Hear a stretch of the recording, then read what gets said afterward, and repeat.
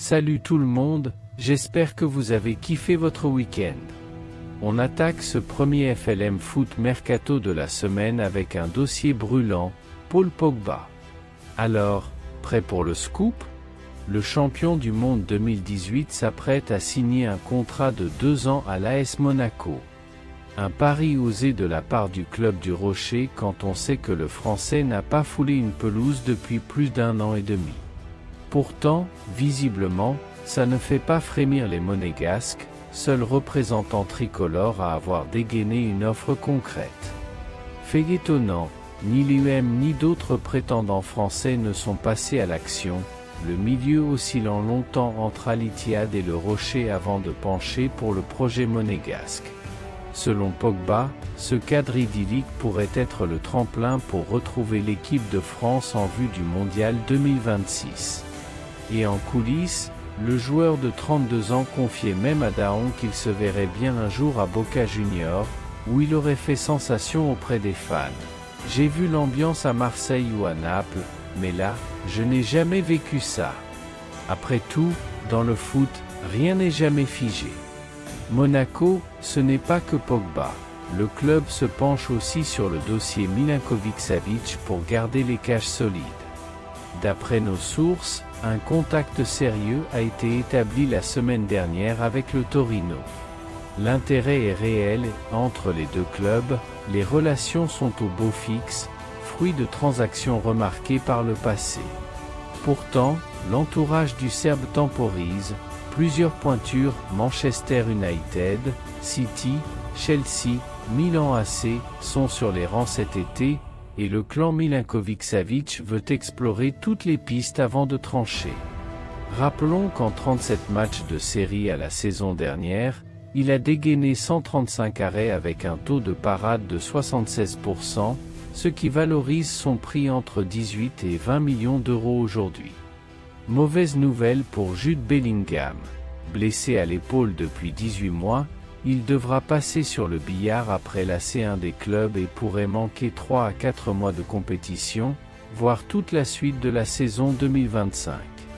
Madrid va-t-il devoir recruter midi à 14 h au milieu? Valverde polyvalent, Camavinga, Arda Güell ou Dambayo feront-ils le taf? Cap sur l'UM et Azzedine Ounahi. Marseille a fixé son prix à 12 millions pour le Marocain, de retour en forme après son prêt à Panathinaïkos, où il a été élu meilleur joueur par les supporters. Pourtant, à Marseille, Deschamps ne le voit pas dans ses plans. Du coup, Brighton aurait pointé le bout de son nez. Ounahi, lui, vise la CAN dans 6 mois et ne dirait pas non à la Premier League. Si aucune offre ferme n'arrive, il restera tout simplement à l'EM. Pas question de revoir un nouveau prêt. À Paris, Luis Enrique est en alerte rouge. Après la déconvenue face à Botafogo, le PSG doit absolument s'imposer contre Seattle ce lundi à 21 h pour rester en lice à la Coupe du Monde des clubs. Match diffusé gratos sur DAZN, lien épinglé en commentaire. En conférence dimanche, l'Espagnol a semé le doute sur la présence d'Ousmane Dembélé, qui a rejoint le groupe à l'entraînement cette semaine mais sûr qu'il ne veut pas prendre de risques. On verra demain, mais rien n'est assuré. Retour en Europe du Sud, où Xabi Alonso a fêté sa première victoire au Real Madrid, 3-1 face à Pachuca, malgré l'expulsion de Raúl Asensio en début de match. 2 matchs, 2 erreurs identiques. Le gardien voisin Thibaut Courtois n'a pas mâché ses mots, et on se demande si Asensio ne va pas perdre sa place au profit d'un Rudiger revenu du placard ou d'un Dyson en plein boom. Toujours à Madrid, un défenseur ivoirien de la Roma, Evanica, a été proposé au Real pour 40 millions. Officiellement, le club merengue a décliné, estimant son effectif déjà suffisant.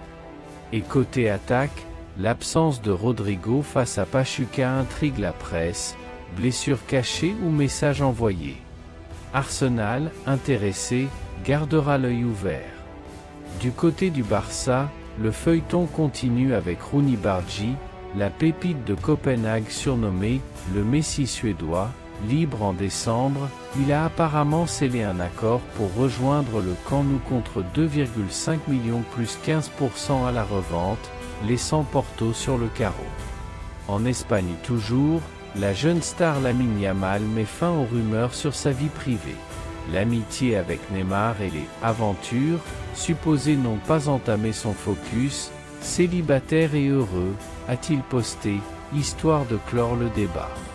Plus loin à Milan, Théo Hernandez, ancien farouche opposant, pourrait finalement plier bagages pour l'Arabie Saoudite si un accord est trouvé. Un an de contrat restant et un transfert estimé à 30 millions, affaire à suivre. Les officiels du jour.